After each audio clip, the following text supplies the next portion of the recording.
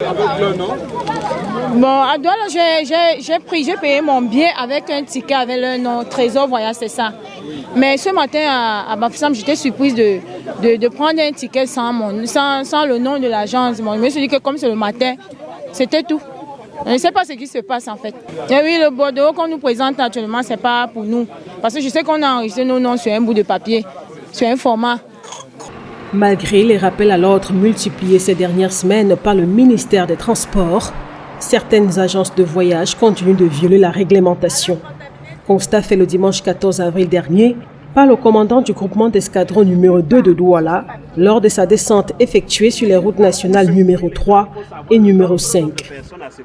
L'action de la gendarmerie, la campagne de surveillance, contrôle et répression, les bus de transport public ont été ciblés par la haute hiérarchie pour que des contrôles soient effectués.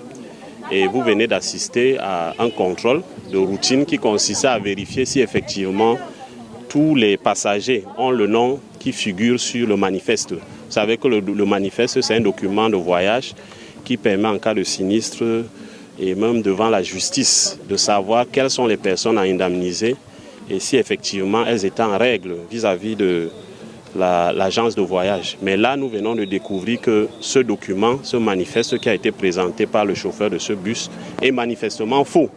Nous avons procédé à l'appel de quelques passagers et il s'est avéré effectivement que ce document est faux puisque aucun nom ne figurait sur le manifeste qui nous a été présenté.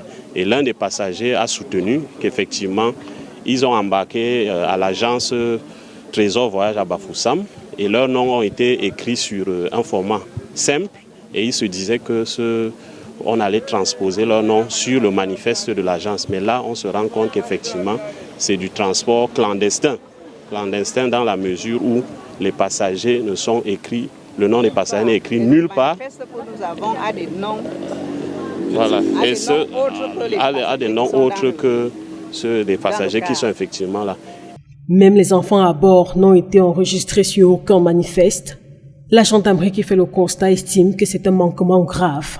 Et l'autre aspect de ce contrôle vise à savoir effectivement que même les enfants, vous savez qu'en cas d'accident, les enfants peuvent se retrouver dans la broussaille. Et s'ils n'ont pas le nom qui figure sur un document de voyage, même les secours seront incapables de leur porter, de leur venir en aide de manière efficace. Donc c'est le but, c'est l'occasion également d'appeler les propriétaires d'agences de voyage à respecter les contrats de transport public. L'opération de surveillance, contrôle, prévention et répression aura permis de relever plusieurs infractions sur nos routes, la surcharge, les pneus usés, en passant par l'excès de vitesse.